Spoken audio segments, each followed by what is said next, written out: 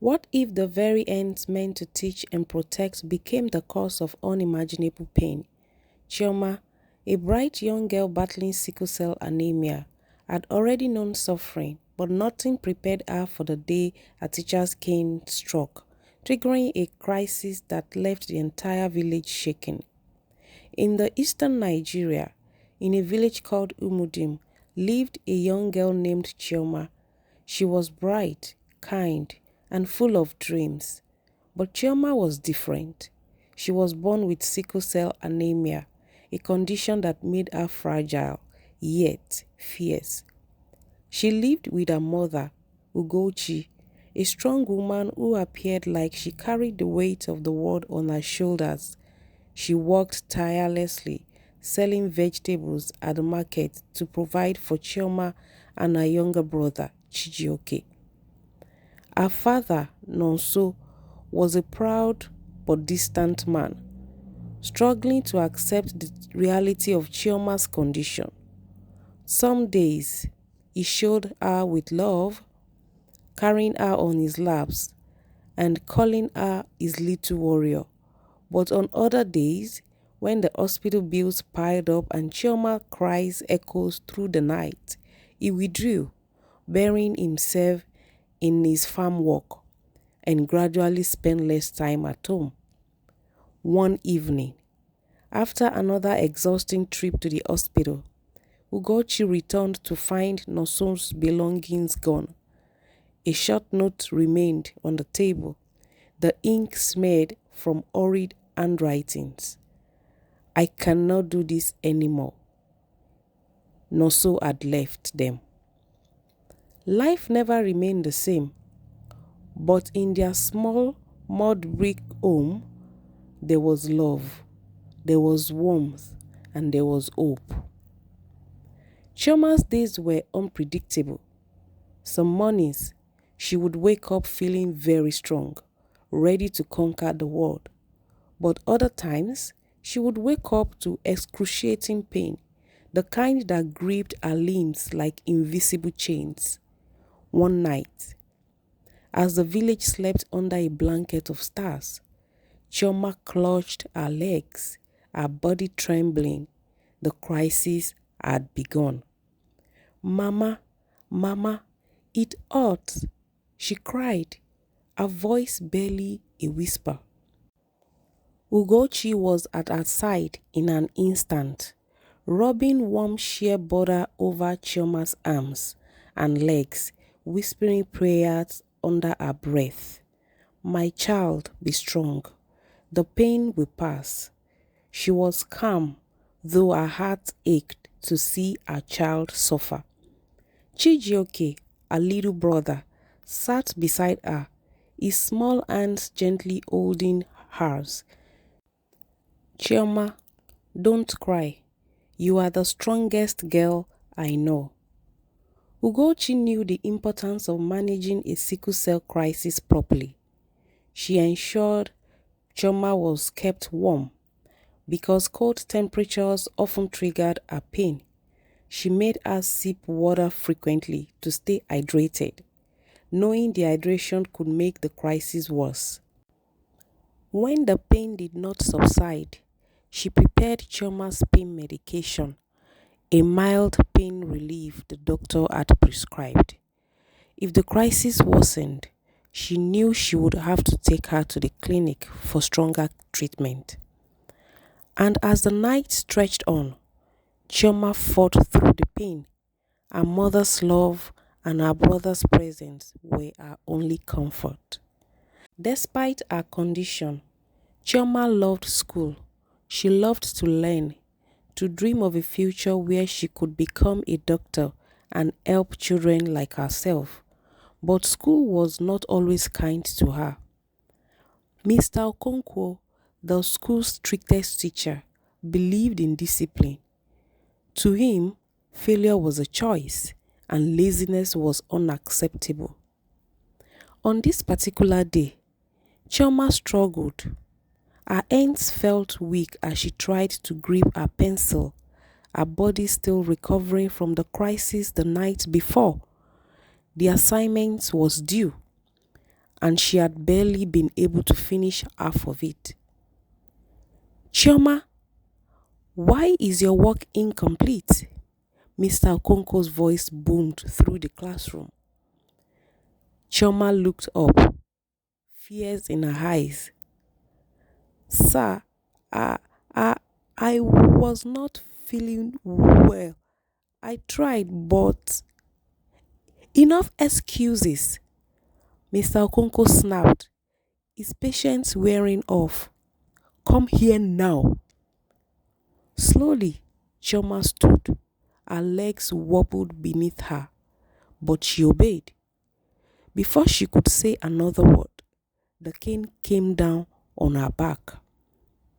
A sharp cry escaped from her lips as she collapsed to the ground, her body coiling in on itself.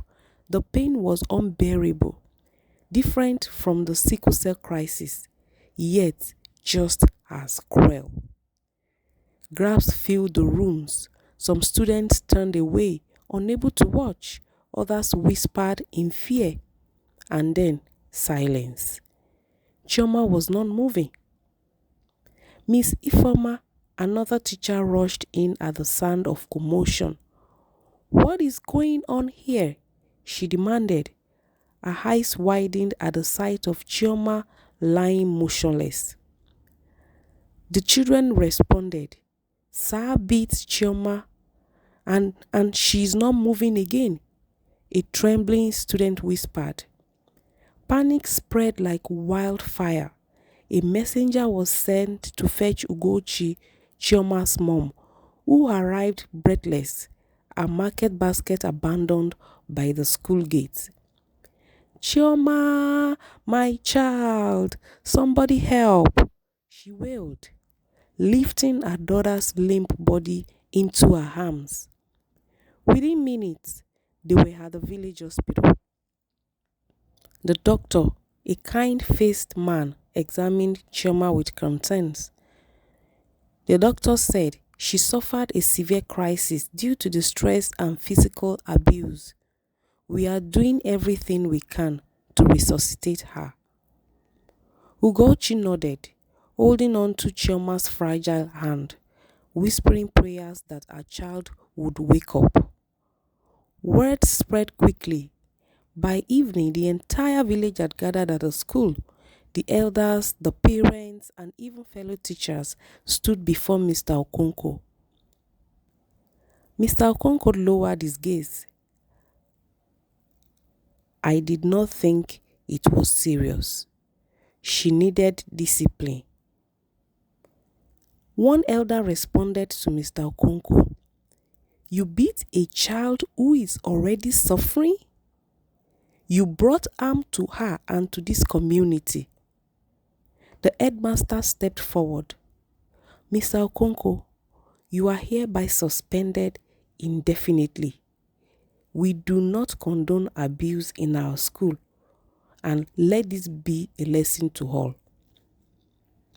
Days passed, and finally, Chioma's eyes fluttered open. She was ready to go home. The doctor reiterated Chioma's care to Ugochi. The doctor said gently, "For future care, make sure she avoids extreme physical exertion. Stress is the major trigger for sickle cell crisis.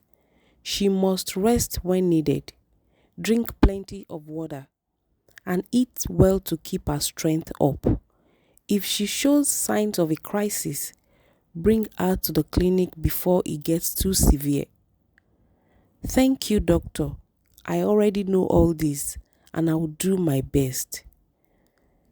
Chioma then got discharged, and they left. After Chioma has rested enough at home, and she was ready to go back to school, she asked her mother if she could resume school the next day. The mother responded, "Yes, sure, you can, my daughter." Then the following day, Chioma got dressed, and when she was ready to leave, Ugochi kissed her forehead with tears in her eyes. "Go well, my love, but this time, the world will know your strength. When Chioma returned to school, she was welcomed warmly by her classmates.